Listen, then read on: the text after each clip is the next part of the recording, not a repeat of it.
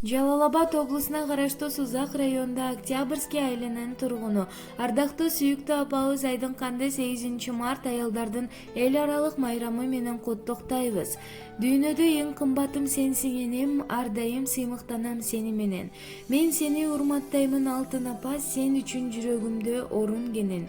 Апаке, сизди 8 март майрамыңыз менен чын жүрөгүбүздөн куттуктайбыз.